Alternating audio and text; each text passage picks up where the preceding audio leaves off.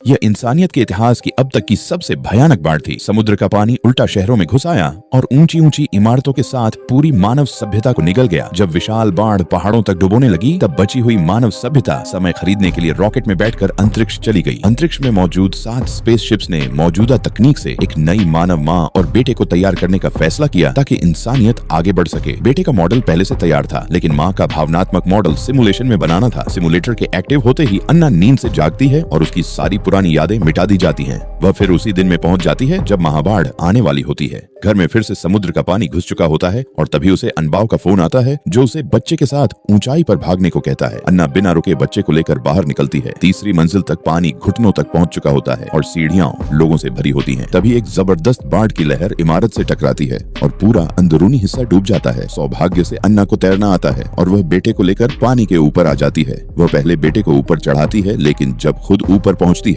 तो बेटा रहस्यमय तरीके से गायब हो जाता है। अन्ना चीखते हुए उसे ढूंढती है और गलियारे के आखिर में देखती है कि बेटा बह गया है। जैसे ही वह उसे बचाने कूदती है, तभी आसमान में हेलीकॉप्टर दिखाई देता है और उसकी कुछ यादें लौट आती हैं। उसे पता चलता है कि वह AN मॉडल में भावनाएं विकसित कर रही है और अगर वह अपने बेटे को बचा ले तो मॉडल पूरा हो जाएगा। लेकिन जब उसे बचाया जाता है तो उसके शरीर पर नंबर 787 होता है, जो बताता है कि वह 787 बार कोशिश कर चुकी है और हर बार बेटे को खो चुकी है। इसके बाद वह सुरक्षा के निर्देश मानना छोड़ देती है और बार बार पानी में कूदकर लोगों को बचाने लगती है। जब वह सीढ़ियों से ऊपर जा रही होती है तो उसे लिफ्ट में फंसी एक लड़की की आवाज सुनाई देती है। इसलिए इस बार वह पूरी ताकत से लिफ्ट का दरवाजा तोड़ देती है और लड़की को बाहर निकाल लेती है। लड़की से मिले सुराग के बाद वह तुरंत उस कमरे की ओर भागती है। इस समय अन्ना के शरीर पर नंबर 4707 होता है, क्योंकि 4006वीं बार वह अफरा तफरी में लूट करने वाले चोर के हाथों मारी गई थी। अनुभव के बाद इस बार वह सामने खड़े आदमी से मदद मांगती है और मरने से ठीक पहले सुरक्षा कर्मी आ जाता है, जो चोर की बांह तोड़ देता है